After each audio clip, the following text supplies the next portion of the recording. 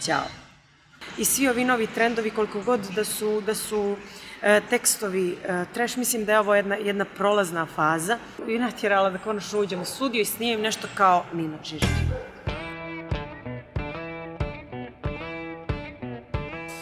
Dugo te nije bilo na ovoj našoj sceni, još od Eurosonga 2013. godine. Bilo je jako malo istaknutih projekata, ali početkom ljeta izbacila si pjesmu Common Dreams sa Dolce Herom.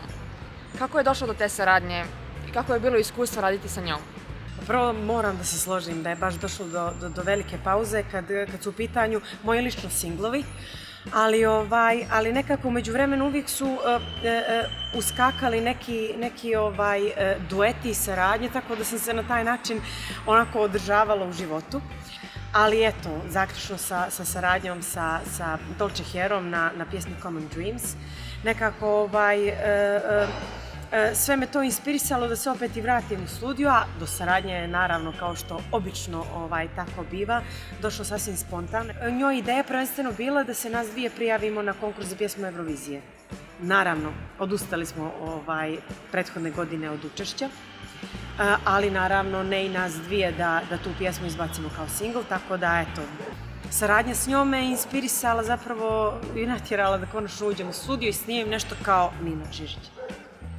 Ta pjesma je potpuno drugačija od tvojih dosadašnjih i ujedno i na engleskom jeziku. Pa da li da očekujemo još muzike na engleskom ili je to za sada? Pa za sad bih se bazirala na naš jezik. Naš jezik, što naravno nije isključeno, zato što eto i sama pjesma Common Dreams je došla ono kao grom iz vedra neba i odjednom sam se bacila u pjesmu na engleskom jeziku. Povukla si se iz javnosti, ali često nastupaš na događajima i u kafićima.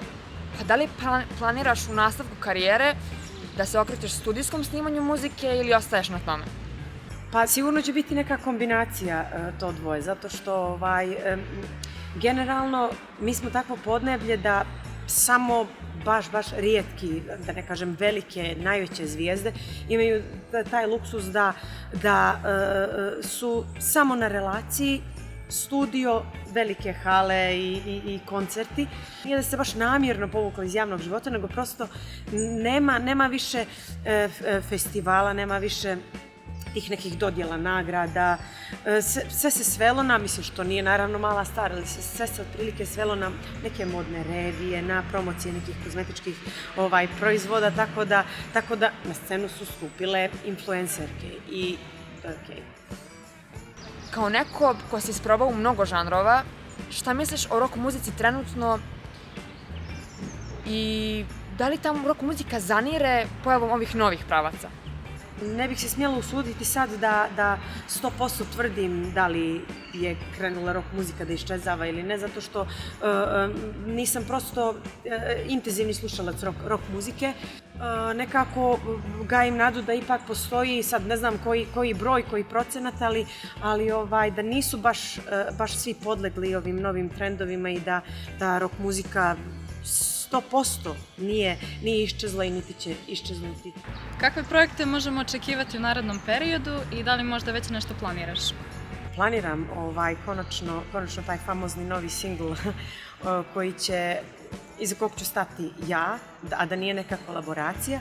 S obzirom na to da je vrhunac tvoje karijere baš kolaboracije sa QCM i odlazak na Euroviziju 2013. godine, da li možda postoji mogućnost da ponovo dobijemo neku pjesmu sa istom klapom?